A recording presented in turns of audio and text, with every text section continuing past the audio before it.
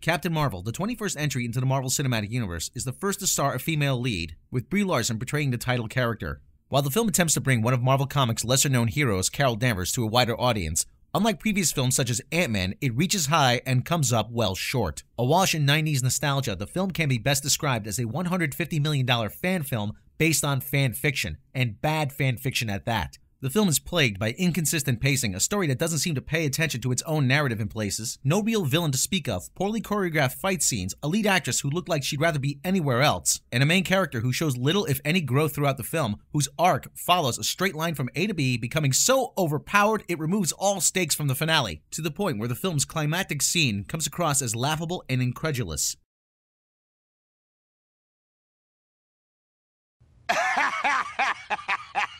Oh, wait, you serious? Let me laugh even harder.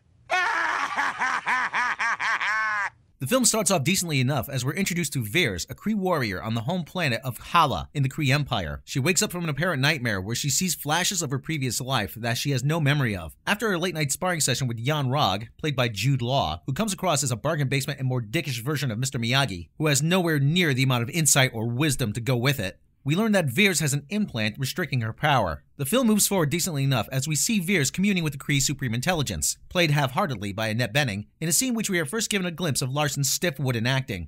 Vers. Intelligence? Your commander insists that you're fit to serve. I am. You struggle with your emotions, with your past which fuels them.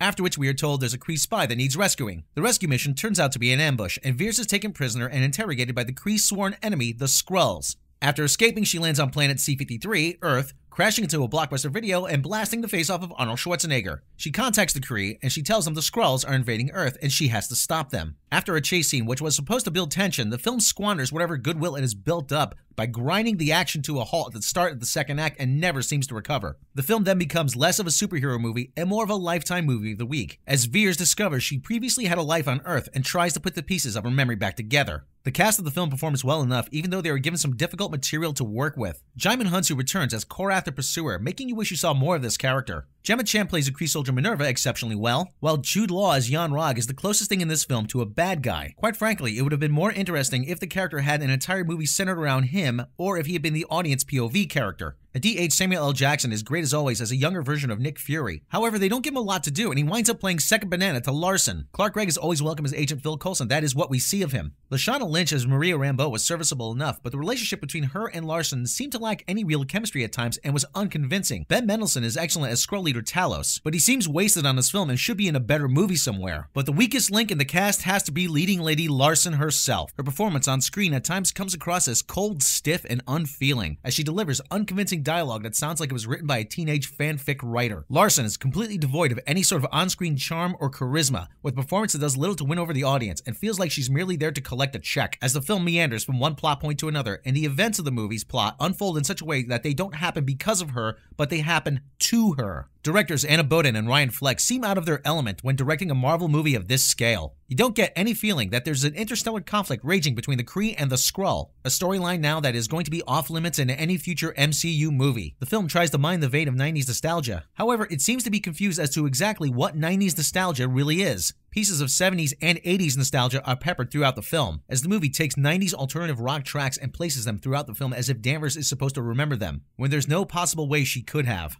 Plot twists are predictable, and gaps in the story and the MCU that the film creates go unresolved. Fight scenes have no tension. Any sort of stakes the film had are quickly negated when Carol Danvers' true powers are shown. The movie builds to what is supposed to be a climax, yet the revelation falls completely flat, where it's shown that the only thing keeping her from reaching her full potential and that had kept her down all these years were men. That's it, folks. No hero's journey, no with great power comes great responsibility, no heroic struggle to overcome. She was always awesome, but everyone else was holding her back. Oh, well, isn't that convenient? Captain Marvel is a huge misfire in what has been up until now a Marvel Cinematic Universe that appeared to be bulletproof. It may be unfair to lay the problems of this movie at one person's feet. However, much of the blame, from just an acting and artistic standpoint, has to be shouldered by leading lady Brie Larson herself. Unappealing, uncharismatic, cold, indifferent, and often with visible disdain in her eyes, Larson appears to have been horribly miscast as Carol Danvers, who in the film is the least interesting version of this character to begin with, and she plods through the film with the enthusiasm of a basketball team using the spread offense to run out the clock.